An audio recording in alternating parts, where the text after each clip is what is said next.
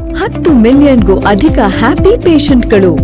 ಇಡೀ ದಕ್ಷಿಣ ಭಾರತಾದ್ಯಂತ 5 ರಾಜ್ಯಗಳಲ್ಲಿ ಸುಮಾರು 40ಕ್ಕೂ ಹೆಚ್ಚಿನ ಸುಸಜ್ಜಿತ ಸ್ಪೆಷಾಲಿಟಿ ಕ್ಲಿನಿಕ್ಗಳು ಡಯಾಬಿಟಿಸ್, ಕೀಲು ನೋವು, ಸೋಯಾಸಿಸ್ ನಂತಹ ಸಮಸ್ಯೆಗಳಿಗೆ ಸೂಕ್ತ ಚಿಕಿತ್ಸೆ ಕೊಡುವಂತಹ constitutional treatment homeo care international.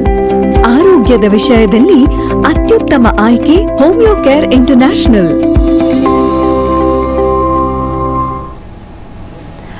ನಮಸ್ಕಾರ ವೀಕ್ಷಕರೇ, ವಿಶೇಷ ಕಾರ್ಯಕ್ರಮಕ್ಕೆ ತಮ್ಮೆಲ್ಲರಿಗೂ ಆತ್ಮೀಯ ಸ್ವಾಗತ. ನಾನು ಪೂರ್ಣಿಮಾ. ವೀಕ್ಷಕರೇ, ಕಾರ್ಯಕ್ರಮದಲ್ಲಿ ರೊಮೈಟೈಡ್ ಆರ್ಥರೈಟಿಸ್ ಬಗ್ಗೆ ಮಾಹಿತಿಯನ್ನ ತಿಳಿಸೋದಕ್ಕೆ ಇವತ್ತಿನ ಕಾರ್ಯಕ್ರಮದಲ್ಲಿ ನಮ್ಮ ಜೊತೆಗಿದ್ದಾರೆ ಹೋಮಿಯೋ ಕೇರ್ ಇಂಟರ್ನ್ಯಾಷನಲ್ ಶಾಖೆಯ ಹೋಮಿಯೋಪತಿ ತಜ್ಞರು. ಬನ್ನಿ ಡಾಕ್ಟರ್ನ ಕಾರ್ಯಕ್ರಮಕ್ಕೆ ವೆಲ್ಕಮ್ ಮಾಡೋಣ. ಸರ್, ಕಾರ್ಯಕ್ರಮಕ್ಕೆ ತಮಗೆ ಆತ್ಮೀಯ ನಮಸ್ಕಾರ ಸರ್.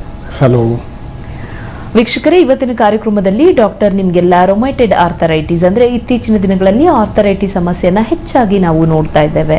ಪ್ರತಿಯೊಬ್ಬ ವ್ಯಕ್ತಿಗೂ ಕೂಡ ಒಂದಲ್ಲ ಒಂದು ಸಂದರ್ಭದಲ್ಲಿ ನೋವಿನ ಸಮಸ್ಯೆ ಅನ್ನೋದು ಪ್ರತಿಯೊಬ್ಬರನ್ನು ಕಾಡಿರುತ್ತೆ. ಆದರೆ ಕೆಲವೊಬ್ಬರಲ್ಲಿ ಇಂತಹ ನೋವಿನ ಸಮಸ್ಯೆಯನ್ನು ದೀರ್ಘವಾಗಿ ನೋಡ್ತೇವೆ. ಒಬ್ಬ ಮನುಷ್ಯನ ದೇಹದ ಪಾದದಿಂದ ಹಿಡಿದು ನಾನಾ ಭಾಗಗಳಲ್ಲಿ ನೋವುಗಳು ಕಾಣಿಸ್ಕೊಳ್ಳುವಂಥದ್ದು. ಅದರಲ್ಲಿ ಈ ಒಂದು ರೊಮೈಟೈಡ್ ಆರ್ಥರೈಟಿಸ್ ಕೂಡ ತುಂಬ ಮುಖ್ಯವಾದ ಒಂದು ಕೆಲಸ ಅಂತ ಹೇಳೋದಕ್ಕಿಂತ ಇದೊಂದು ಪ್ರಾಬ್ಲಮನ್ನು ಎಲ್ಲರಿಗೂ ಕ್ರಿಯೇಟ್ ಮಾಡ್ತಿದೆ. ಎಷ್ಟೋ ಜನ ಇದರಿಂದ ಸಫರ್ ಮಾಡ್ತಿದ್ದಾರೆ, ಎಷ್ಟೋ ಜನ ಒಂದು ಪ್ರಾಬ್ಲಮನ್ನು ಫೇಸ್ ಮಾಡ್ತಾ ಇದ್ದಾರೆ. ಎಷ್ಟೋ ಜನರಿಗೆ ರೊಮೈಟೈಡ್ ಆರ್ಥರೈಟಿಸ್ ಹೆಚ್ಚಾದಾಗ ಪ್ರತಿಯೊಂದು ಕೆಲಸವನ್ನು ಮಾಡ್ಕೊಳ್ಳೋದಕ್ಕೂ ಬೇರೆಯವ್ರ ಮೇಲೆ ಡಿಪೆಂಡ್ ಆಗುವಂತಹ ಒಂದು ಪರಿಸ್ಥಿತಿ ಬರುತ್ತೆ. ಹಾಗಿದ್ದಲ್ಲಿ ಯಾಕೆ ಈ ರೊಮೈಟೈಡ್ ಆರ್ಥರೈಟಿಸ್ ಮನುಷ್ಯನ ದೇಹದಲ್ಲಿ ಇಷ್ಟೊಂದು ಸಮಸ್ಯೆಯನ್ನು ಕೊಡುತ್ತೆ, ಯಾವ ರೀತಿ ಇದನ್ನು ಕ್ಯೂರ್ ಮಾಡ್ಕೊಳ್ಬಹುದು, ಹೋಮಿಯೋ ಕೇರ್ ಇಂಟರ್ನ್ಯಾಷನಲ್ ಶಾಖೆಯಲ್ಲಿ ಯಾವ ರೀತಿಯಾದ ಚಿಕಿತ್ಸಾ ವಿಧಾನ ಇದೆ, ಇನ್ನು ಇದನ್ನು ಯಾವ ರೀತಿ ಮ್ಯಾನೇಜ್ ಮಾಡ್ಕೊಳ್ಬೇಕಾಗುತ್ತೆ, ಹೀಗೆ ಸಾಕಷ್ಟು ವಿಚಾರಗಳ ಬಗ್ಗೆ ಇವತ್ತಿನ ಕಾರ್ಯಕ್ರಮದಲ್ಲಿ ಡಾಕ್ಟರ್ ನಿಮಗೆಲ್ಲ ಮಾಹಿತಿಯನ್ನು ತಿಳಿಸ್ಕೊಡ್ತಾರೆ ಅಂತ ಹೇಳ್ತಾ ಬನ್ನಿ ಇವತ್ತಿನ ಕಾರ್ಯಕ್ರಮವನ್ನು ಶುರು ಮಾಡೋಣ. ಸರ್, ಮೊದಲನೇದಾಗಿ ಒಂದು ಪೇನ್ ರಿಲೇಟೆಡ್ ಸಮಸ್ಯೆ ಅನ್ನುವಂಥದ್ದು ಪ್ರತಿಯೊಬ್ಬರು ಯಾವುದೋ ಒಂದು ಸಂದರ್ಭದಲ್ಲಿ ಒಂದು ನೋವಿನ ಸಮಸ್ಯೆಯನ್ನು ಫೇಸ್ ಮಾಡಿರ್ತಾರೆ. ಆದರೆ ಇವಾಗ ಏನೋ ಒಂದು ತುಂಬ ವೆಯ್ಟ್ ಲಿಫ್ಟ್ ಮಾಡಿದಾಗ ಆಗಿರ್ಬೋದು ಅಥವಾ ತುಂಬ ಕೆಲಸ ಮಾಡಿದಾಗ ಟಯರ್ಡ್ ಆದಾಗ ನೋವು ಕಾಣಿಸ್ಕೊಳ್ಳುತ್ತೆ. ಅದು ಒನ್ ಡೇ ಒಂದು 24 hours ಆದಮೇಲೆ ನಾರ್ಮಲ್ ಆಗಿ ಅದು ಕಡಿಮೆ ಆಗುವಂಥದ್ದನ್ನು ನೋಡ್ತೇವೆ. ಸೊ ಆದರೆ ಕೆಲವೊಬ್ಬರಲ್ಲಿ ಒಂದು ನೋವಿನ ಸಮಸ್ಯೆಗಳು ದೀರ್ಘವಾಗಿ ಎಷ್ಟೋ ಜನ ಪೇನ್ ರಿಲೇಟೆಡ್ ಸಮಸ್ಯೆಗಳು 5 ವರ್ಷದಿಂದ 10 ವರ್ಷದಿಂದ ಇದೆ ಅಂತ ಹೇಳ್ತಾರೆ. ಸೊ ಹಾಗಾಗಿ ಮೊದಲನೇದಾಗಿ ವೀಕ್ಷಕರಿಗೆ ರೊಮೈಟೈಡ್ ಆರ್ಥರೈಟಿಸ್ ಅಂದರೆ ಏನು ಅನ್ನೋದನ್ನ ತಿಳಿಸ್ಕೊಡಿ. ನೋಡಿ, ತಾವು ಹೇಳಿದ್ದು ತುಂಬ ಒಳ್ಳೆಯ ಪ್ರಶ್ನೆ. ಈಗ ಸಾಮಾನ್ಯವಾಗಿ ಈಗ ನೋವು ಬಂದಾಗ ಅದನ್ನು ನಾವು ಆರ್ಥರೈಟಿಸ್ ಅಥವಾ ಯಾವುದೋ ಒಂದು ಕಾಯಿಲೆ ಅಂತ ನಾವು ಹೇಳೋದಿಲ್ಲ. ಸೊ ಈಗ ನೋವು ಬಂದಾಗ ಅದನ್ನು ಬ್ರಾಡಾಗಿ ನಾವು 2 ವಿಧದಲ್ಲಿ ನಾವು ಕ್ಲಾಸಿಫೈ ಮಾಡ್ತೀರಿ. ಒಂದು ಮೆಕ್ಯಾನಿಕಲ್ ಪೇನ್ ಅಂತ ಹೇಳ್ತೀರಿ, ಇನ್ನೊಂದೊಂದು ಕ್ರಾನಿಕ್ ಪೇನ್ ಅಂತ ಹೇಳ್ತೀರಿ. ಸಾಮಾನ್ಯವಾಗಿ ಈ ಒಂದು ಮೆಕ್ಯಾನಿಕಲ್ ಪೇನ್ ಏನಿದೆಯೋ ಇದು ನಾವು ನಮ್ಮ ದಿನನಿತ್ಯ ಏನೊಂದು ಆ್ಯಕ್ಟಿವಿಟೀಸ್ ಇರುತ್ತೋ ಅದಕ್ಕಿಂತ ಹೆಚ್ಚಾಗಿ ನಾವು ಕೆಲಸ ಮಾಡಿದಾಗ, ತುಂಬ ಜಾಸ್ತಿ ವಾಕ್ ಮಾಡಿದಾಗ ಅಥವಾ ಭಾರ ಎತ್ತಿದಾಗ, ಈ ಥರ ಹಲವಾರು ಬೇರೆ ಕಾರಣ ಮಾಡಿದಾಗ ಏನು ಒಂದು ನೋವು ಬರುತ್ತೋ ಇದು ಜನರಲಿ ಒಂದು ಮಸ್ಕ್ಯುಲಾರ್ ಪೇನ್ ಇರುತ್ತೆ, ಮಾಂಸದಲ್ಲಿ ನೋವು ಕಂಡು ಬರ್ತಾ ಹೋಗುತ್ತೆ. ಈ ಒಂದು muscular pain R mechanical pain generally self limiting ಅಂತ ನಾವು ಹೇಳ್ತೀರಿ. ಸೆಲ್ಫ್ ಲಿಮಿಟಿಂಗ್ ಅಂದರೆ ಇದಕ್ಕೆ ನಾವು ಚಿಕಿತ್ಸೆ ತಗೊಂಡ್ರೂ ಕೂಡ, ಒಂದು ವೇಳೆ ತಗೊಂಡಿಲ್ಲ ಅಂದ್ರೂ ಕೂಡ 1 ವಾರ ಅಥವಾ 2 ವಾರ ಸಮಯದಲ್ಲೇ ಈ ಒಂದು ನೋವು ಹಾಗೆ ಕಡಿಮೆ ಆಗಿಬಿಡುತ್ತೆ. ಈ ಒಂದು ಮೆಕ್ಯಾನಿಕಲ್ ಪೇನಲ್ಲಿ ನಮಗೆ ಒಂದು ಕಾರಣ ಗೊತ್ತಾಗ್ತಿರುತ್ತೆ. ಸೊ ಇದು ನಾವು ಮಾಡಾದ್ಮೇಲೆ ಇಮಿಡಿಯೇಟಾಗಿ ನಮಗೆ ನೋವು ಶುರು ಆಗಿದೆ ಅಂತ ಗೊತ್ತಾಗ್ತಾ ಹೋಗುತ್ತೆ. ಇದಕ್ಕೆ ನಾವು ರೆಸ್ಟ್ ಮಾಡೋದಿರಬಹುದು, ಬಿಸಿನೀರು ಶಾಖ ಮಾಡೋದಿರಬಹುದು, ಇದನ್ನು ಮಾಡಿದಾಗ ಡೆಫಿನೆಟ್ಲಿ ಈ ಒಂದು ನೋವು ಕಡಿಮೆ ಆಗ್ತಾ ಹೋಗುತ್ತೆ. ವೆರಾಸ್ ಒಂದು ಕ್ರಾನಿಕ್ ಪೇನ್ ಅಂತ ಹೇಳಿದಾಗ ಯಾವುದೇ ಒಂದು ಭಾಗದಲ್ಲಿ, ಯಾವುದೇ ಒಂದು ಜಾಯಿಂಟ್ ಸ್ಪೇಸಲ್ಲಿ 6 ವಾರಕ್ಕಿಂತ ನೋವು ಹೆಚ್ಚಾಗಿ ಹಾಗೆ ಉಳಿದುಕೊಳ್ತಾ ಇದ್ದಾಗ ಇದಕ್ಕೆ ನಾವು ಕ್ರಾನಿಕ್ ಪೇನ್ ಅಂತ ಹೇಳ್ತೀರಿ. ಸೊ ಈ ಒಂದು ಕ್ರಾನಿಕ್ ಪೇನ್ ಹೆಚ್ಚಾಗಿ ಸಾಕಷ್ಟು ಕಾಯಿಲೆಗಳಿಂದ ಕಂಡುಬರಬಹುದು. ಆರ್ಥರೈಟಿಸ್ಲಿಂದ ಇರಬಹುದು, ರೊಮೈಟೈಡ್ ಆರ್ಥರೈಟಿಸ್ಲಿಂದ ಇರಬಹುದು. ಸೊ ಈಗ ಈ ಆರ್ಥರೈಟಿಸ್ ಅಂತ ನಾವು ಹೇಳಿದಾಗ ಒಂದು ಇನ್ಫ್ಲಮೇಟ್ರಿ ರೆಸ್ಪಾನ್ಸ್ ಅಂತ ನಾವು ಹೇಳ್ತೀರಿ. ಅಂದರೆ ಯಾವುದೇ ಒಂದು ಎಫೆಕ್ಟೆಡ್ ಪಾರ್ಟಲ್ಲಿ ಅಥವಾ ಎಫೆಕ್ಟೆಡ್ ಜಾಯಿಂಟ್ ಸ್ಪೇಸಲ್ಲಿ ನೋವು ಕಂಡುಬರೋದು, ಆ ಭಾಗದಲ್ಲಿ ಊತ ಕಂಡುಬರೋದು, ಆ ಭಾಗದ ಟೆಂಪ್ರೇಚರ್ ಹೆಚ್ಚಾಗೋದು, ನಂತರ ಅದರ ನಾರ್ಮಲ್ ಫಿಸಿಯಾಲಜಿ ಏನಿರುತ್ತೋ ಅಂದರೆ ನಾರ್ಮಲ್ ಆ ಮೂವ್ಮೆಂಟ್ಸ್ ಏನಿರುತ್ತೋ ಆ ಮೂವ್ಮೆಂಟ್ಸಲ್ಲಿ ಸಾಕಷ್ಟು ರೆಸ್ಟ್ರಿಕ್ಷನ್ಸ್ ಬಂದಾಗ, ಸ್ಟಿಫ್ನೆಸ್ ಕಂಡು ಬಂದಾಗ ಆಗ ಅದಕ್ಕೆ ನಾವು ಇನ್ಫ್ಲಮೇಟ್ರಿ ಚೇಂಜಸ್ ಅಂತ ಹೇಳ್ತೀರಿ. ಸೊ ಇದಕ್ಕೆ ನಾವು ಆರ್ಥರೈಟಿಸ್ ಅಂತ ಹೇಳ್ತೀರಿ. ಸೊ ಈಗ ರೊಮೈಟೈಡ್ ಆರ್ಥರೈಟಿಸ್ ಅಂತ ನಾವು ಹೇಳಿದಾಗ ನಮ್ಮ ಕೈ ಮತ್ತು ಕಾಲಿನ ಸ್ಮಾಲ್ ಜಾಯಿಂಟ್ಸಲ್ಲಿ ಈ ಒಂದು ಆರ್ಥರೈಟಿಸ್, ಈ ಒಂದು ಇನ್ಫ್ಲಮೇಟ್ರಿ ಚೇಂಜಸ್ ಕಂಡು ಬಂದು ನಂತರ ಇದೊಂದು ಪಾಲಿಆರ್ಥರೈಟಿಸ್ ಅಂತ ನಾವು ಹೇಳ್ತೀವಿ.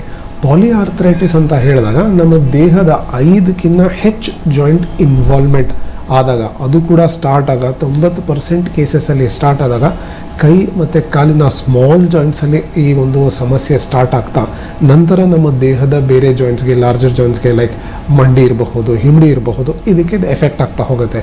ಸೊ ಈ ಒಂದು ಕಾಯಿಲೆ ಪಾಲಿಆರ್ಥರೈಟಿಸ್ ಇದ್ದು ಈ ಥರದ ಒಂದು ಹಲವಾರು ಜಾಯಿಂಟ್ ಇನ್ವಾಲ್ವ್ಮೆಂಟ್ ಇದ್ದಾಗ ಆಗ ಅದಕ್ಕೆ ನಾವು ರುಮೆಟೆಡ್ ಆರ್ಥರೈಟಿಸ್ ಅಂತ ಹೇಳ್ತೀರಿ. ವೀಕ್ಷಕರೇ, ನೋಡ್ತಿದ್ದೀರಿ ಅಲ್ವಾ, ಇವತ್ತಿನ ಕಾರ್ಯಕ್ರಮದಲ್ಲಿ ರೊಮೈಟೆಡ್ ಆರ್ಥರೈಟಿಸ್ ಬಗ್ಗೆ ಡಾಕ್ಟರ್ ಸಾಕಷ್ಟು ಮಾಹಿತಿಯನ್ನ ತಿಳಿಸ್ಕೊಡ್ತಾ ಇದ್ದಾರೆ. ಅಂದ್ರೆ ತುಂಬಾ ಜನರಲ್ಲಿ ನಾವು ನಾರ್ಮಲ್ ಆಗಿ ಏನಾದರೂ ಒಂದು ಅತಿ ಹೆಚ್ಚಾಗಿ ಕೆಲಸವನ್ನ ಮಾಡಿದಾಗ ಅಥವಾ ಲಾಂಗ್ ಟ್ರಾವೆಲ್ ಮಾಡಿದಾಗ, ತುಂಬಾ ಟಯರ್ಡ್ ಆದಾಗ ಅಥವಾ ಲಾಂಗ್ ಟೈಮ್ ನಿಂತು ಕೆಲಸ ಮಾಡಿದಾಗ ಇಂಥವರಲ್ಲಿ ನಾವು ಕೆಲವೊಮ್ಮೆ ಒಂದು ಜಾಯಿಂಟ್ ಪೇನ್ ನೋಡ್ತೀವಿ ಸಾಮಾನ್ಯವಾಗಿ. ಆದರೆ ಅದು ಒಂದು ದಿನದಲ್ಲಿ ಕಡಿಮೆ ಆಗುತ್ತೆ. ಇವನ್ ನಾವು ರೆಸ್ಟ್ ಮಾಡ್ಬೋದು ಅಥವಾ ಯಾವುದೋ ಒಂದು ಟ್ಯಾಬ್ಲೆಟನ್ನು ತೊಗೊಂಡಾಗ ಕಡಿಮೆ ಆಗುತ್ತೆ. ಬಟ್ ಸುಮಾರು ಜನರನ್ನ ನೋಡಬಹುದು, ಪ್ರತಿನಿತ್ಯವೂ ಕೂಡ ಟ್ಯಾಬ್ಲೆಟ್ ತಗೊಳ್ತಾ ಇರ್ತಾರೆ. ಕೆಲವೊಂದು ವರ್ಕಿಂಗ್ ಸ್ಟ್ರಕ್ಚರ್ ಇರುವಂಥವ್ರನ್ನ ನೀವು ನೋಡಬಹುದು. ಎಷ್ಟೋ ಜನರು ಮನೆಯಲ್ಲಿ ಮಂಡಿ ನೋವು ಬರುವಂಥದ್ದು, ಕೈಕಾಲುಗಳು ನೋವು ಬರುವಂಥದ್ದು, ಪಾದಗಳು ನಮ್ನೆಸ್ ಬರುವಂಥದ್ದು, ಇಂತಹ ಸಮಸ್ಯೆಗಳಿರುತ್ತೆ. ಪ್ರತಿಯೊಂದಕ್ಕೂ ಬೇರೆಯವ್ರ ಮೇಲೆ ಡಿಪೆಂಡ್ ಆಗಿರ್ತಾರೆ.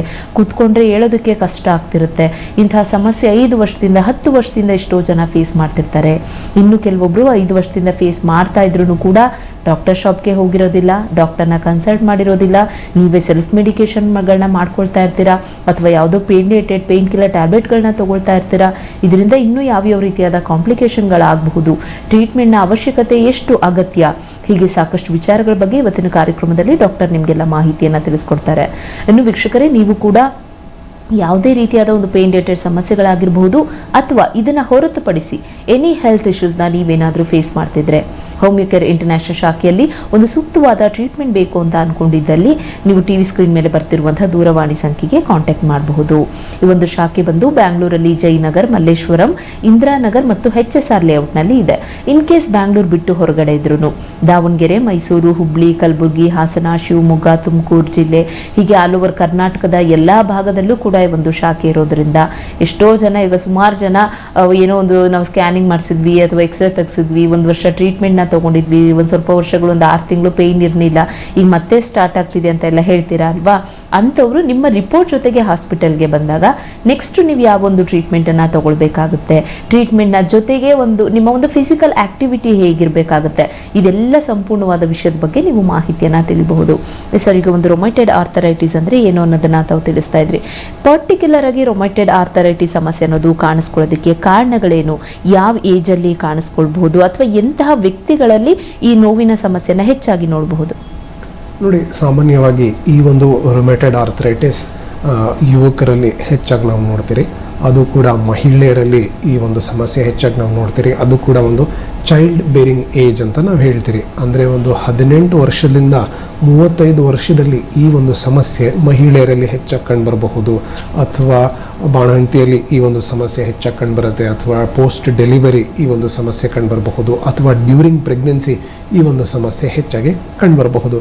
ಇದರರ್ಥ ಪುರುಷರಲ್ಲೂ ಕೂಡ ಈ ಒಂದು ಸಮಸ್ಯೆ ಇರುತ್ತೆ, ಬಟ್ ಕಡಿಮೆ ಪ್ರಮಾಣದಲ್ಲಿ ನಾವು ನೋಡ್ತೀರಿ. ಈ ಒಂದು ರುಮೆಟೆಡ್ ಆರ್ಥರೈಟಿಸ್ ಆಗೋದಕ್ಕೆ ಮುಖ್ಯವಾದ ಕಾರಣಗಳು ನಾವು ನೋಡ್ತಾ ಹೋದಾಗ ಒಂದು ಸ್ಟ್ರಾಂಗ್ ಫ್ಯಾಮಿಲಿಯಲ್ ಹಿಸ್ಟ್ರಿ ಇರಬಹುದು.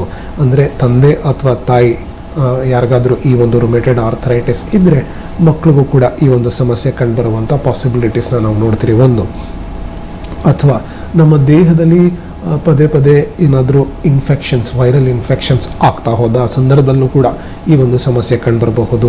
ಅಥವಾ certain medications, long term medications ತಗೊಂಡಾಗ ಸರ್ಟನ್ ಇಮ್ಯುನೋಸಪ್ರೆಸೆಂಟ್ಸ್ ಅಂತ ಸರ್ಟನ್ ಮೆಡಿಕೇಷನ್ಸ್ ಇರುತ್ತೆ. ಒಂದು ವೇಳೆ ಬೇರೆ ಯಾವುದಾದ್ರೂ ಒಂದು ಕಾಯಿಲೆಗೆ ಈ ಒಂದು ಸಾಕಷ್ಟು ಔಷಧಿ ತಗೊಳ್ತಿರುವಾಗ ಈ ಒಂದು ರುಮೆಟೆಡ್ ಆರ್ಥರೈಟಿಸ್ ಕಂಡುಬರಬಹುದು. ಅಥವಾ ಈ ಒಂದು ರುಮೆಟೆಡ್ ಆರ್ಥರೈಟಿಸ್ಗೆ ನಾವು ಆಟೋ ಇಮ್ಯೂನ್ ಡಿಸಾರ್ಡರ್ ಅಂತ ನಾವು ಹೇಳ್ತೀವಿ. ಆಟೋ ಇಮ್ಯೂನ್ ಡಿಸಾರ್ಡರ್ ಅಂತ ಹೇಳಿದಾಗ ನಮ್ಮ ದೇಹದಲ್ಲಿ ಒಂದು ರೋಗ ನಿರೋಧ ಶಕ್ತಿ ಇರುತ್ತೆ, ಇದಕ್ಕೆ ನಾವು ಇಮ್ಯುನಿಟಿ ಅಂತ ಹೇಳ್ತೀರಿ.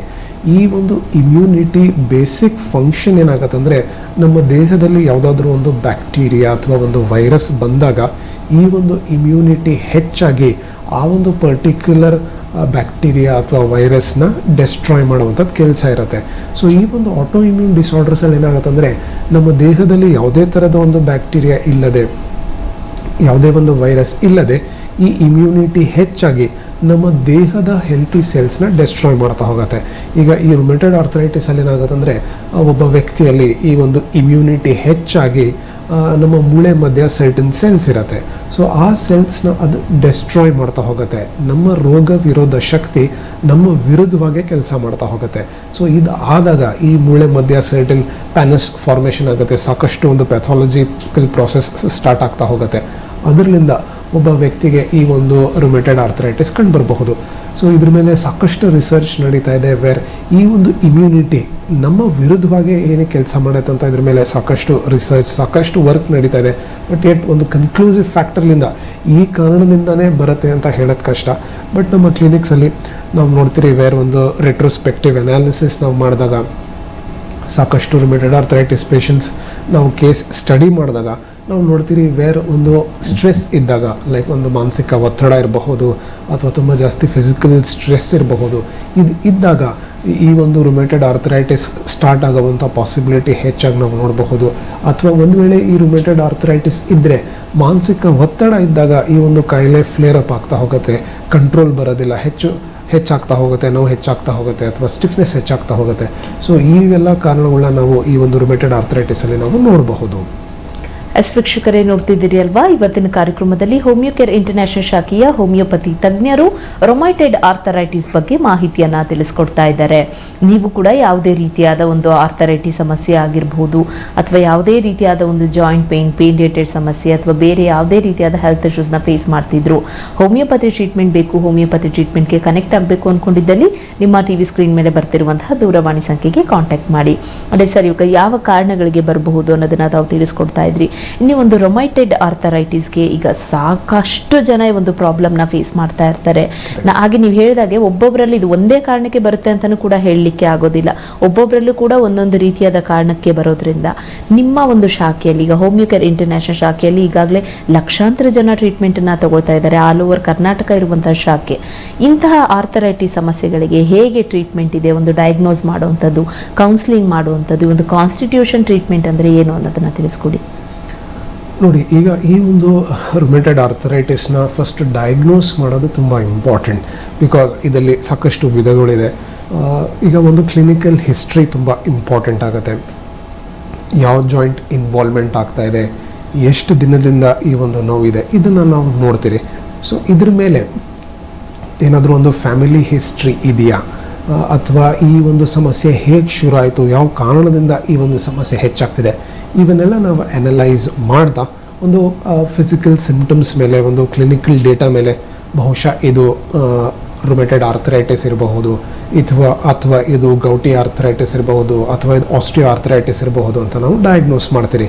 ಸೊ ಇದನ್ನು ಕನ್ಫರ್ಮ್ ಮಾಡೋದಕ್ಕೆ ಸರ್ಟನ್ ಬ್ಲಡ್ ಟೆಸ್ಟನ್ನು ನಾವು ಮಾಡಿಸ್ತೀರಿ. ಒಂದು ಬ್ಲಡ್ ಟೆಸ್ಟಿಗೆ ಇದಕ್ಕೆ ನಾವು ಒಂದು RA ಫ್ಯಾಕ್ಟರ್ ಅಂತ ಹೇಳ್ತೀರಿ. ಈ ಒಂದು RA ಫ್ಯಾಕ್ಟರ್ ಟೆಸ್ಟ್ ನಾವು ಮಾಡಿಸಿದಾಗ, ಒಂದು ವೇಳೆ ಈ RA ಫ್ಯಾಕ್ಟರ್ ಪಾಸಿಟಿವ್ ಬಂದಾಗ ಡೆಫಿನೆಟ್ಲಿ ಈ ಒಂದು ಸಮಸ್ಯೆ ರುಮೆಟೆಡ್ ಆರ್ಥರೈಟಿಸ್ ಇದೆ ಅಂತ ಹೇಳ್ತೀರಿ.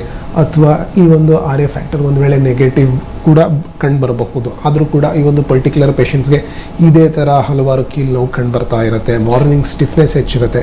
ಸೊ ಆ ಸಂದರ್ಭದಲ್ಲಿ ಬೇರೆ ನಾವು ಟೆಸ್ಟನ್ನು ನಾವು ಮಾಡಿಸ್ತೀರಿ, ಅದಕ್ಕೆ ನಾವು anti-CCP ಅಂತ ಹೇಳ್ತೀರಿ. ಸೊ ಈ ಒಂದು anti-CCP ಟೆಸ್ಟ್ ಜೊತೆ CRP ನಂತರ ESR ಅಂತ ಸರ್ಟನ್ ಬ್ಲಡ್ ಟೆಸ್ಟನ್ನು ನಾವು ಮಾಡಿಸ್ತೀರಿ, ವೇರ್ ಮೂಳೆಯಲ್ಲಿ ಏನಾದರೂ ಇನ್ಫೆಕ್ಷನ್ ಇದೆಯಾ ಅಥವಾ ಈ ಒಂದು ಇನ್ಫೆಕ್ಟಿವ್ ಮಾರ್ಕರ್ಸ್ ಟೆಸ್ಟನ್ನು ನಾವು ಮಾಡ್ತೀರಿ. ಸೊ ಈ ಒಂದು anti-CCP ಒಂದು ತುಂಬ ಇಂಪಾರ್ಟೆಂಟ್ ಟೆಸ್ಟ್ ಆಗುತ್ತೆ ಈ ಒಂದು ಕಾಯಿಲೆನ ಡಯಾಗ್ನೋಸ್ ಮಾಡೋದಕ್ಕೆ. ಇನ್ನೊಂದೊಂದು ಟೈಪ್ ಇದೆ, ಅದಕ್ಕೆ ನಾವು ಸೀರೋ ನೆಗೆಟಿವ್ ರುಮೆಟೆಡ್ ಆರ್ಥರೈಟಿಸ್ ಅಂತ ನಾವು ಹೇಳ್ತೀರಿ. ಸೊ ಈ ಒಂದು ಸೀರೋ ನೆಗೆಟಿವ್ ರುಮೆಟೆಡ್ ಆರ್ಥರೈಟಿಸ್ ಅಂದರೆ ಈ ಒಂದು ಟೆಸ್ಟನ್ನು ನಾವು ಮಾಡಿದಾಗ RA ಫ್ಯಾಕ್ಟರ್ ಇರಬಹುದು, ಅಥವಾ anti-CCP ಇರಬಹುದು, CRP ಇರಬಹುದು, ESR ಇರಬಹುದು, ಇವನ್ನೆಲ್ಲ ನಾವು ಮಾಡಿಸಿದಾಗ ಇವೆಲ್ಲ ಟೆಸ್ಟು ಕೂಡ ನೆಗೆಟಿವ್ ಇರುತ್ತೆ, ನಾರ್ಮಲ್ ಇರುತ್ತೆ, ಲ್ಯಾಬ್ ರಿಪೋರ್ಟ್ಸ್ ನಾರ್ಮಲ್ ಇರುತ್ತೆ. ಆದರೂ ಕೂಡ ಆ ಒಂದು ಪರ್ಟಿಕ್ಯುಲರ್ ಪೇಷಂಟಲ್ಲಿ ಈ ಥರದ ಒಂದು ಪಾಲಿ ಆರ್ಥರೈಟಿಸ್ ಇರಬಹುದು, ಅಂದರೆ ಕೈ ಮತ್ತು ಕಾಲಿನ ಸ್ಮಾಲ್ ಜಾಯಿಂಟ್ ಪೇನ್ ಇರಬಹುದು, ಬೆಳಿಗ್ಗೆದ್ದಾಗ ತುಂಬ ಜಾಸ್ತಿ ಸ್ಟಿಫ್ನೆಸ್ ಇರಬಹುದು, ಮರ್ಚಕ್ಕಾಗೋದಿಲ್ಲ, ಓಡಾಡೋಕ್ಕಾಗೋದಿಲ್ಲ, ಇವೆಲ್ಲ ಸಮಸ್ಯೆ ಇರುತ್ತೆ. ಸೊ ಇದ್ದಿದ್ದಾಗ ಇದಕ್ಕೆ ನಾವು ಸೀರೋ ನೆಗೆಟಿವ್ ರುಮೆಟೆಡ್ ಆರ್ಥರೈಟಿಸ್ ಅಂತ ಹೇಳ್ತೀರಿ. ಸೊ ಈ ಟೆಸ್ಟ್ ಮೇಲೆ ಇದನ್ನು ನಾವು ಡಯಾಗ್ನೋಸ್ ಮಾಡ್ತೀರಿ, ಈ ಒಂದು ಕಾಯಿಲೆ ರುಮೆಟೆಡ್ ಆರ್ಥರೈಟಿಸ್ ಇದೆ ಅಂತ. ಈಗ ಈ ಒಂದು ಕಾಯಿಲೆ ಡಯಾಗ್ನೋಸ್ ಆದಮೇಲೆ ಈಗ 10 ಜನ ಪೇಷಂಟ್ಸ್ ಇದ್ದಲ್ಲಿ, 10 ಜನ ರುಮೆಟೆಡ್ ಆರ್ಥರೈಟಿಸ್ ಪೇಷಂಟ್ಸ್ ಇದ್ದಾಗ 10 ಜನಕ್ಕೂ ಈ ಒಂದು ಸಿಂಪ್ಟಮ್ಸ್ ಇರಬಹುದು ಅಥವಾ ಆಗ್ಗ್ರವೇಟಿಂಗ್ ಫ್ಯಾಕ್ಟರ್ಸ್ ಇರಬಹುದು, ಬೇರೆ ಇರುತ್ತೆ. ಸೊ ಇದ್ರ ಜೊತೆ ಅವರ ಲೈಫ್ ಸ್ಟೈಲ್ ಇರಬಹುದು, ಅವರ ಮೆಂಟಲ್ ಅಟ್ರಿಬ್ಯೂಟ್ಸ್, ಫಿಸಿಕಲ್ ಅಟ್ರಿಬ್ಯೂಟ್ಸ್, ಇವನ್ನೆಲ್ಲ ನಾವು ಅನಲೈಸ್ ಮಾಡ್ತಾ ಹೋಗ್ತೀರಿ. ಕಾಮನ್ ಆಗಿ ಈ ಒಂದು ಸಮಸ್ಯೆ ಸ್ಟಾರ್ಟ್ ಆಗೋದು ನಾನು ಆಗಲೇ ಹೇಳ್ತಿದ್ದಂಗೆ ಕೈ ಮತ್ತು ಕಾಲಿನ ಸ್ಮಾಲ್ ಜಾಯಿಂಟ್ಸಲ್ಲಿ ಸ್ಟಾರ್ಟ್ ಆಗಬಹುದು. ಬಟ್ ಫ್ಯೂ ಕೇಸಸಲ್ಲಿ ಅದು ಸ್ಟಾರ್ಟ್ ಆದಾಗ ಕಾಲಲ್ಲಿ ಸ್ಟಾರ್ಟ್ ಆಗಬಹುದು, ಬರೀ ರೈಟ್ ಸೈಡಲ್ಲಿ ಇರಬಹುದು, ಬರೀ ಲೆಫ್ಟ್ ಸೈಡಲ್ಲಿ ಇರಬಹುದು, ನಂತರ ಎರಡು ಕಡೆನೂ ಬರ್ತಾ ಹೋಗುತ್ತೆ. ಮಾರ್ನಿಂಗ್ ಟೈಮ್ ಸ್ಟಿಫ್ನೆಸ್ ಕಡಿಮೆ ಇರಬಹುದು, ಲೇಟ್ ಈವ್ನಿಂಗ್ ಟೈಮ್ ಸ್ಟಿಫ್ನೆಸ್ ಜಾಸ್ತಿ ಆಗಬಹುದು. ಇದು ಕೂಡ ಸರ್ಟನ್ ಕೇಸಸಲ್ಲಿ ನಾವು ನೋಡ್ತೀರಿ. ಸೊ ಈ ಥರ ಸಿಂಪ್ಟಮ್ಸ್ನ ನಾವು ತಗೊಳ್ತಾ ಅವರ ಇಂಡಿವಿಜುವಲೈಸೇಷನ್ನ ನಾವು ಮಾಡ್ತಾ ಹೋಗ್ತೀರಿ. ಅಂದರೆ ಸರ್ಟನ್ ಅಗ್ರವೇಟಿಂಗ್ ಫ್ಯಾಕ್ಟರ್ಸ್ ಇರಬಹುದು. ಸರ್ಟನ್ ಪೇಷಂಟ್ಸಲ್ಲಿ ನಾವು ನೋಡ್ತೀರಿ ಬೇರೆ ಸ್ಟ್ರೆಸ್ ಆಗಿದ ತಕ್ಷಣವೇ ಈ ಒಂದು ಸಮಸ್ಯೆ ಹೆಚ್ಚಾಗ್ತಾ ಹೋಗುತ್ತೆ, ಅಥವಾ ಸರ್ಟನ್ ಪರ್ಟಿಕ್ಯುಲರ್ ಫುಡ್ ಪ್ರಾಡಕ್ಟ್ಸ್ನ ತಿಂದಿದ ತಕ್ಷಣವೇ ಲೈಕ್ ಆಲೂಗಡ್ಡೆ ಇರಬಹುದು ಅಥವಾ ಹಾಲಿರಬಹುದು, ಈ ಥರದ ಒಂದು ಪರ್ಟಿಕ್ಯುಲರ್ ಆಹಾರ ತಗೊಂಡಾಗ ಈ ಒಂದು ನೋವು ಹೆಚ್ಚಾಗ್ತಾ ಹೋಗುತ್ತೆ. ಸೊ ಇದನ್ನು ಅನಲೈಸ್ ಮಾಡ್ತಾ ನಾವು ಸರ್ಟನ್ ಮೆಡಿಕೇಷನ್ಸ್ನ ನಾವು ಸೆಲೆಕ್ಟ್ ಮಾಡ್ತಾ ಹೋಗ್ತೀರಿ. ಅದಕ್ಕೆ ನಾವು ಕಾನ್ಸ್ಟಿಟ್ಯೂಷನಲ್ ಥೆರಪಿ ಅಂತ ಹೇಳ್ತೀವಿ. ಸೊ ಈ ಒಂದು ಹೋಮಿಯೋಪತಿ ಚಿಕಿತ್ಸೆ ಮುಖಾಂತರ ನಾವು ಮಾಡುವಂಥದ್ದು, ಈಗ ನೋವು ಇದೆ ಅದಕ್ಕೆ ನಾವು ನೋವು ಕಡಿಮೆ ಮಾಡೋದಕ್ಕೆ ನಾವು ಔಷಧಿ ಕೊಡೋದಿಲ್ಲ. ಈ ಒಂದು ನೋವು ಏನಕ್ಕೆ ಬರ್ತಾ ಇದೆ, ಯಾವ ಕಾರಣದಿಂದ ಹೆಚ್ಚಾಗ್ತಿದೆ, ಇದನ್ನು ಅನಲೈಸ್ ಮಾಡಿ ನಾವೊಂದು ಮೆಡಿಕೇಷನ್ಸ್ ಕೊಡ್ತೀರಿ. ಸೊ ನಾನು ಆಗಲೇ ಹೇಳ್ತಿದ್ದಂಗೆ ಈ ಒಂದು ಸಮಸ್ಯೆ ನಮ್ಮ ರೋಗ ನಿರೋಧ ಶಕ್ತಿ ನಮ್ಮ ವಿರುದ್ಧವಾಗಿ ಕೆಲಸ ಮಾಡೋದ್ರಿಂದ ಹೆಚ್ಚಾಗ್ತಿರೋದ್ರಿಂದ ಈ ಒಂದು ಸಮಸ್ಯೆ ಕಂಡುಬರ್ತಿರೋದು. ಸೊ ಈ ಒಂದು ಕಾನ್ಸ್ಟಿಟ್ಯೂಷನಲ್ ಥೆರಪಿ ನಾವು ಕೊಟ್ಟಾಗ ನಮ್ಮ ಇಮ್ಯುನಿಟಿ, ನಮ್ಮ ರೋಗ ನಿರೋಧ ಶಕ್ತಿ ನಾರ್ಮಲೈಸ್ ಆಗ್ತಾ ಹೋಗುತ್ತೆ. ಅದು ಆಗ್ತಾ ಹೋದಾಗ ನಮ್ಮ ದೇಹದಲ್ಲಿ ಏನು ಒಂದು ಇಂಬ್ಯಾಲೆನ್ಸ್ ಆಗಿರುತ್ತೋ ಆ ಒಂದು ಇಂಬ್ಯಾಲೆನ್ಸ್ ರೆಕ್ಟಿಫೈ ಆಗ್ತಾ ಹೋಗುತ್ತೆ. ವೇರ್ ಬೈ ಈ ಒಂದು ನೋವು ಇರಬಹುದು, ಸ್ಟಿಫ್ನೆಸ್ ಇರಬಹುದು, ಇದು ಕ್ರಮೇಣ ಕಡಿಮೆ ಆಗ್ತಾ ಹೋಗುತ್ತೆ. ಸೊ ಈ ಒಂದು ಹೋಲಿಸ್ಟಿಕ್ ಅಪ್ರೋಚ್ ಆ್ಯಂಡ್ ಇಂಡಿವಿಜುವಲೈಸೇಷನ್ ಅಪ್ರೋಚ್ಗೆ ಇದಕ್ಕೆ ನಾವು ಕಾನ್ಸ್ಟಿಟ್ಯೂಷನಲ್ ಥೆರಪಿ ಅಂತ ಹೇಳ್ತೀರಿ. ಈಗ 10 ಜನ ರುಮೆಟೆಡ್ ಆರ್ಥರೈಟಿಸ್ ಪೇಷಂಟ್ಸ್ ಇದ್ದರೆ 10 ಜನಕ್ಕೂ ಔಷಧಿ ಬೇರೆ ಇರುತ್ತೆ, ಒಂದೇ ಥರ ಇರೋದಿಲ್ಲ. ಈಗ ಒಬ್ಬರಲ್ಲಿ ತುಂಬ ಯಂಗರ್ ಏಜ್ ಗ್ರೂಪಲ್ಲಿ ಕಂಡು ಬರಬಹುದು, ಒಬ್ಬರಲ್ಲಿ 45-50 ಇಯರ್ಸ್ ಆದಮೇಲೆ ಕಂಡುಬರುತ್ತೆ. ಆ ಒಂದು ಏಜ್ ಗ್ರೂಪಲ್ಲಿ ಅವರ ಬೋನ್ ಡೆನ್ಸಿಟಿ ಹೇಗಿದೆ, ಅವರ ಬೋನ್ ಸ್ಟ್ರೆಂತ್ ಹೇಗಿದೆ, ಇದನ್ನು ನಾವು ಅನಲೈಸ್ ಮಾಡ್ತೀರಿ. ಒಂದು ವೇಳೆ ಆ ಬೋನ್ ಡೆನ್ಸಿಟಿ ಕಡಿಮೆ ಇದ್ದಾಗ ಆ ಒಂದು ಬೋನ್ ಡೆನ್ಸಿಟಿನ ಇಂಪ್ರೂವ್ ಮಾಡೋದಕ್ಕೆ ನಾವು ಸರ್ಟನ್ ಬೇರೆ ಮೆಡಿಕೇಷನ್ಸ್ನ ನಾವು ಕೊಡ್ತೀರಿ. ಸೊ ಈ ಥರ ಈಚ್ ಇಂಡಿವಿಜುವಲ್ ಮೇಲೆ ಈ ಥರದ ಒಂದು ರುಮೆಟೆಡ್ ಆರ್ಥರೈಟಿಸ್ಗೆ ನಾವು ಈ ಒಂದು ಕಾನ್ಸ್ಟಿಟ್ಯೂಷನಲ್ ಥೆರಪಿನ ನಾವು ಪ್ಲ್ಯಾನ್ ಮಾಡ್ತಾ ಹೋಗ್ತೀರಿ. ವೀಕ್ಷಕರೇ, ನೋಡ್ತಿದ್ದೀರಿ ಅಲ್ವಾ, ಕಾರ್ಯಕ್ರಮದಲ್ಲಿ ರೊಮಟೈಡ್ ಆರ್ಥರೈಟಿಸ್ ಬಗ್ಗೆ ನಮಗೆ ಹೋಮಿಯೋಕೇರ್ ಇಂಟರ್ನ್ಯಾಷನಲ್ ಶಾಖೆಯ ಹೋಮಿಯೋಪತಿ ತಜ್ಞರು ಹೆಚ್ಚಿಗೆ ಮಾಹಿತಿಯನ್ನು ತಿಳಿಸ್ಕೊಡ್ತಾ ಇದ್ದಾರೆ. ಸರ್, ಈಗ ಒಂದು ಚಿಕಿತ್ಸಾ ವಿಧಾನ ಅಂದರೆ ಹೇಗಿರುತ್ತೆ, ಒಂದು ಕಾನ್ಸ್ಟಿಟ್ಯೂಷನ್ ಟ್ರೀಟ್ಮೆಂಟ್ ಅಂದರೆ ಹೇಗಿರುತ್ತೆ ಅಂತ ಹೇಳ್ತಾ ಇದ್ರಿ. ಸಾಮಾನ್ಯವಾಗಿ ನೋಡುವಂಥದ್ದು ಪೇನ್ ರಿಲೇಟೆಡ್ ಅಥವಾ ಜಾಯಿಂಟ್ ಪೇನ್ ಸಮಸ್ಯೆಗಳು ಕಂಡು ಬಂದಾಗ ಡಾಕ್ಟರ್ನ ಕನ್ಸಲ್ಟ್ ಮಾಡೋದಕ್ಕಿಂತ ಮುಂಚಿತವಾಗಿ ಈಗ ಸುಮಾರು ಜನ ನನಗೆ 3 ವರ್ಷದಿಂದ 4 ವರ್ಷದಿಂದ ಈ ಒಂದು ಪೇನ್ ರಿಲೇಟೆಡ್ ಸಮಸ್ಯೆ ಇದೆ ಅಂತ ಹೇಳ್ತಾರೆ. ಅಂದರೆ ಈಗ ಕೆಲವೊಂದು ಬೇಕ್ರಿ ಅಥವಾ ಟೀಚಿಂಗ್ ಫೀಲ್ಡ್ ಇರ್ಬೋದು ಅಥವಾ ಗಾರ್ಮೆಂಟ್ಸಲ್ಲಿ ಕೆಲಸ ಮಾಡುವಂಥವ್ರು ಮಾರ್ನಿಂಗ್ ಟು ಈವ್ನಿಂಗ್ವರೆಗೂ ನಿಂತು ಕೆಲಸ ಮಾಡಬೇಕಾಗುತ್ತೆ. ಸೊ ಅಂಥವ್ರು ಏನು ಮಾಡ್ತಾರೆ ಅಂದರೆ ಸೆಲ್ಫ್ ಮೆಡಿಕೇಷನ್ ಮಾಡ್ಕೊಳ್ಳುವಂಥದ್ದು, ಪೇನ್ ಕಿಲ್ಲರ್ ಟ್ಯಾಬ್ಲೆಟ್ಗಳನ್ನ ಎವ್ರಿ ಡೇ ತಗೊಳ್ಳುವಂತಹ ಸಾವಿರಾರು ಜನರನ್ನ ನಾವು ನೋಡ್ತೇವೆ. ಇದು ಎಷ್ಟು ಮಟ್ಟಿಗೆ ಸರಿ ಸರ್? ಇದರಿಂದ ಬೇರೆ ಯಾವ ರೀತಿಯಾದ ಕಾಂಪ್ಲಿಕೇಶನ್ಗಳನ್ನ ನೋಡಬಹುದು? ನೋಡಿ, ಈ ಒಂದು ಕಾಯಿಲೆ ಅಥವಾ ಯಾವುದೇ ಒಂದು ಕಾಯಿಲೆನ ನಾವು ಡಯಾಗ್ನೋಸ್ ಮಾಡೋದು ತುಂಬ ಇಂಪಾರ್ಟೆಂಟ್. ಈಗ ನಾನು ಒಂದು ಸಿಂಪಲ್ ಎಕ್ಸಾಂಪಲ್ ಹೇಳ್ತೀನಿ. ಈಗ ಒಬ್ಬೊಬ್ಬ ವ್ಯಕ್ತಿಗೆ ಮಂಡಿ ನೋವು ಬಂತು ಅಥವಾ ಕೈ ಕಾಲು ನೋವು ಬಂದಾಗ ಇದಕ್ಕೆ ನಾವು ನೋವು ಮಾತ್ರೆ ತಗೊಳೋದು ಒಂದು ಸರಿಯಲ್ಲ. ಬಿಕಾಸ್ ಈಗ ಈ ನೋವು ಬರೋದಕ್ಕೆ ನಾನಾ ಕಾರಣಗಳಿರಬಹುದು. ಒಂದು ಸಿಂಪಲ್ ನಮ್ಮ ದೇಹದಲ್ಲಿ ಕ್ಯಾಲ್ಶಿಯಂ ಕೊರತೆ ಇರಬಹುದು ಅಥವಾ ವಿಟಮಿನ್ ಡಿ ಕೊರತೆ ಇರಬಹುದು. ಸೊ ಇದಕ್ಕೆ ನಮಗೆ ಔಷಧಿ ಬೇಕಿರಲ್ಲ. ನಮ್ಮ ದೇಹದಲ್ಲಿ ಕ್ಯಾಲ್ಶಿಯಂನ ಇಂಪ್ರೂವ್ ಮಾಡ್ಕೊಳೋದಕ್ಕೆ, ವಿಟಮಿನ್ ಡಿ ಇಂಪ್ರೂವ್ ಮಾಡ್ಕೊಳೋದಕ್ಕೆ ಸರ್ಟನ್ ನಾವು ಮೆಷರ್ಸ್ ಮಾಡಬೇಕಾಗತ್ತೆ. ಲೈಕ್ ಕ್ಯಾಲ್ಶಿಯಂ ರಿಚ್ ಡಯಟ್ ಫುಡ್ನ ತೊಗೊಂಡ್ರೆ ಆಟೋಮ್ಯಾಟಿಕ್ಲಿ ಆ ಒಂದು ನೋವು ಹಾಗೆ ಕಡಿಮೆ ಆಗಿಬಿಡುತ್ತೆ. ಯಾವುದೇ ಒಂದು ಔಷಧಿ ಇಲ್ಲದೆ ಇದನ್ನು ನಾವು ಗುಣ ಮಾಡ್ಕೊಳ್ಬಹುದು. ಸೊ ಈಗ ಈ ಥರ ಸಾಕಷ್ಟು ಪೇಷಂಟ್ಸ್ ಇರ್ತಾರೆ ಸೆಲ್ಫ್ ಮೆಡಿಕೇಟ್ ಮಾಡ್ಕೊಳ್ತಾರೆ ಅಥವಾ ಆನ್ ಕೌಂಟರ್ ಮೆಡಿಕೇಷನ್ಸ್ ತಗೊಳ್ತಾರೆ, ಡಾಕ್ಟರ್ ಕನ್ಸಲ್ಟೇಷನ್ ಮಾಡೋದಿಲ್ಲ. ಅದನ್ನು ಮಾಡ್ತಾ ಹೋದಾಗ ಇದರಲ್ಲಿ ನಾವು 2 ಕಾಂಪ್ಲಿಕೇಶನ್ಸ್ನ ನಾವು ನೋಡ್ತೀರಿ. ಒಂದು ಡ್ರಗ್ ಅಬ್ಯೂಸ್ ಅಂತ ಹೇಳ್ತೀರಿ, ಇನ್ನೊಂದೊಂದು ಡಿಸೀಸ್ ಕಾಂಪ್ಲಿಕೇಶನ್ ಅಂತ ಹೇಳ್ತೀರಿ. ಈ ಒಂದು ಡ್ರಗ್ ಅಬ್ಯೂಸ್ ಅಂತ ನಾವು ಹೇಳಿದಾಗ, ಈಗ ಒಬ್ಬ ಡಾಕ್ಟರ್ ಹತ್ರ ಹೋಗಿ ಒಂದು ಔಷಧಿ ತಗೊಂಡಾಗ ಅದನ್ನು ಅವ್ರು ಹೇಳಿರ್ತಾರೆ, ಸ್ಪಷ್ಟವಾಗಿ ಹೇಳಿರ್ತಾರೆ, ಇದನ್ನು 1 ತಿಂಗಳು ತಿನ್ನಬಹುದು ಅಥವಾ 3 ತಿಂಗಳು ತಿನ್ನಬಹುದು, ಅದ್ರ ಮೇಲೆ ತಿನ್ನಬಾರ್ದು ಅಂತ. ಅದನ್ನು ಹಾಗೆ ನಾವು ತಿಂತಾ ಹೋದಾಗ ಅದರಲ್ಲಿ ಸಾಕಷ್ಟು ಬೇರೆ ಸೈಡ್ ಎಫೆಕ್ಟ್ಸ್ ಕಂಡುಬರಬಹುದು. ಆ ಒಂದು ಪರ್ಟಿಕ್ಯುಲರ್ ಮೆಡಿಸಿನ್ ಹೆಪಟೋಟಾಕ್ಸಿಕ್ ಆಗಬಹುದು, ಅಂದರೆ ಅದು ಲಿವರಿಗೆ ಡ್ಯಾಮೇಜ್ ಮಾಡುವಂಥ ಸಾಧ್ಯತೆ ಹೆಚ್ಚಿರುತ್ತೆ, ಅಥವಾ ಕಿಡ್ನಿ ಡ್ಯಾಮೇಜ್ ಆಗಬಹುದು. ಈ ಥರ ಸಮಸ್ಯೆ ಹೆಚ್ಚಾಗ್ತಾ ಹೋಗುತ್ತೆ. ಅದ್ರ ಜೊತೆ ಸ್ಪೆಸಿಫಿಕ್ಲಿ ಈ ಒಂದು ರುಮೆಟೆಡ್ ಆರ್ಥರೈಟಿಸ್ ಏನಿದೆಯೋ ಇದು ಒಂದು ಪ್ರೋಗ್ರೆಸಿವ್ ಡಿಸಾರ್ಡರ್ ಅಂತ ನಾವು ಹೇಳಿದಾಗ ಈ ಒಂದು ಕಾಯಿಲೆ ಮುಂದೆ ಹೋಗ್ತಾ ಹೋಗುತ್ತೆ. ಆ ಕಾಯಿಲೆ ಹಾಗೆ ಇರೋದಿಲ್ಲ. ಈಗ ಅದು ಸ್ಟಾರ್ಟ್ ಆದಾಗ ಕೈ ಮತ್ತು ಕಾಲಿನ ಸ್ಮಾಲ್ ಜಾಯಿಂಟ್ಸಿಗೆ ಎಫೆಕ್ಟ್ ಆಗ್ತಾ ಹೋಗುತ್ತೆ. ಅದನ್ನು ನಾವು ನಿರ್ಲಕ್ಷ್ಯ ಮಾಡ್ತಾ ಹೋದಾಗ ನಮ್ಮ ದೇಹದ ಬೇರೆ ಜಾಯಿಂಟ್ಸ್ಗೂ ಕೂಡ ಎಫೆಕ್ಟ್ ಆಗಬಹುದು. ಬೇರೆ ಅದು ವ್ರಿಸ್ಟ್ ಜಾಯಿಂಟಿಗೆ ಎಫೆಕ್ಟ್ ಆಗಬಹುದು, ಎಲ್ಬೋ ಜಾಯಿಂಟಿಗೆ ಆಗಬಹುದು, ಭುಜಕ್ಕಾಗಬಹುದು, ಮಂಡಿಗಾಗಬಹುದು. ಈ ಥರ ಆಗ್ತಾ ಹೋಗುತ್ತೆ. ಇದ್ರ ಜೊತೆ ಇದರಲ್ಲಿ ಸ್ಟಿಫ್ನೆಸ್ ಜಾಸ್ತಿ ಆಗ್ತಾ ಹೋಗುತ್ತೆ, ಡಿಫಾರ್ಮಿಟಿ ಜಾಸ್ತಿ ಆಗ್ತಾ ಹೋಗುತ್ತೆ. ಅಂದರೆ ಕೈ ಕಾಲು ಬೆರಳು ತುಂಬ ಸೊಟ್ಟ ಆಗ್ತಾ ಹೋಗುತ್ತೆ. ಅದು ಸೊಟ್ಟ ಆಗ್ತಾ ಹೋದಾಗ ನಮ್ಮ ದಿನನಿತ್ಯ ಏನೊಂದು ಕೆಲಸಗಳಿರುತ್ತೋ ಅದನ್ನು ಮಾಡೋದು ಕಷ್ಟ ಆಗ್ಬೋದು. ಸಿಂಪಲ್ ಒಂದು ತುತ್ತು ಊಟ ಮಾಡೋದು ಕಷ್ಟ ಆಗಬಹುದು, ಪೆನ್ ಹಿಡ್ಕೊಳಕ್ಕಾಗೋದಿಲ್ಲ. ಇಷ್ಟು ಸಿವಿಯರ್ ಡಿಫಾರ್ಮಿಟಿ ಆಗ್ತಾ ಹೋಗುತ್ತೆ. ಅದ್ರ ಜೊತೆ ಈ ಒಂದು ರುಮೆಟೆಡ್ ಆರ್ಥರೈಟಿಸ್ ಬಂದ್ಬಿಟ್ಟು ಒಂದು ಎಕ್ಸ್ಟ್ರಾ ಆರ್ಟಿಕ್ಯುಲರ್ ಡಿಸೀಸ್ ಅಂತ ನಾವು ಹೇಳ್ತೀರಿ. ಅಂದರೆ ಈ ಒಂದು ಕಾಯಿಲೆ ನಮ್ಮ ಮೂಳೆಗೆ ಎಫೆಕ್ಟ್ ಮಾಡ್ತಾ ನಮ್ಮ ದೇಹದ ಬೇರೆ ಟಿಶ್ಯೂಸ್ ಆ್ಯಂಡ್ ಆರ್ಗನ್ಸ್ಗೂ ಕೂಡ ಎಫೆಕ್ಟ್ ಮಾಡಬಹುದು. ಲೈಕ್ ಅದು ಕಣ್ಣಿಗೆ ಎಫೆಕ್ಟ್ ಆಗಬಹುದು, ಹೃದಯಕ್ಕೆ ಎಫೆಕ್ಟ್ ಆಗಬಹುದು, ಚರ್ಮಕ್ಕೆ ಎಫೆಕ್ಟ್ ಆಗಬಹುದು. ಅದು ಒಂದು ವೇಳೆ ಆ ಕಣ್ಣಿಗೆ ಎಫೆಕ್ಟ್ ಆದಾಗ ಈ ಕೈ ಕಾಲು ನೋವು ಜೊತೆ ಕಣ್ಣಲ್ಲಿ ಸಾಕಷ್ಟು ಡ್ರೈನೆಸ್ ಕಂಡು ಬರೋದು, ಪದೇ ಪದೇ ಮೂತ್ರದ ಇನ್ಫೆಕ್ಷನ್ ಆಗ್ತಾ ಹೋಗೋದು, ಇದಾದಾಗ ಇದಕ್ಕೆ ನಾವು ರೀಟರ್ಸ್ ಸಿಂಡ್ರೋಮ್ ಅಂತ ಹೇಳ್ತೀರಿ. ಅದೊಂದು ವೇಳೆ ಚರ್ಮಕ್ಕೆ ಎಫೆಕ್ಟ್ ಆದಾಗ ಆಲ್ರೆಡಿ ಈ ಒಂದು ಜಾಯಿಂಟ್ ಪೇನ್ ಇರುತ್ತೆ, ಅದ್ರ ಜೊತೆ ಚರ್ಮದ ಮೇಲೆ ಒಂಥರ ಗಡ್ಡೆಗಳು ಕಂಡು ಬರ್ತಾ ಹೋಗುತ್ತೆ. ಅದಕ್ಕೆ ನಾವು ರುಮೆಟೈಡ್ ನಾಡ್ಯೂಲ್ಸ್ ಅಂತ ಹೇಳ್ತೀರಿ. ಈ ಥರ ಈ ಒಂದು ಕಾಯಿಲೆ ಮುಂದೆ ಹೋಗ್ತಾ ಹೋಗಬಹುದು.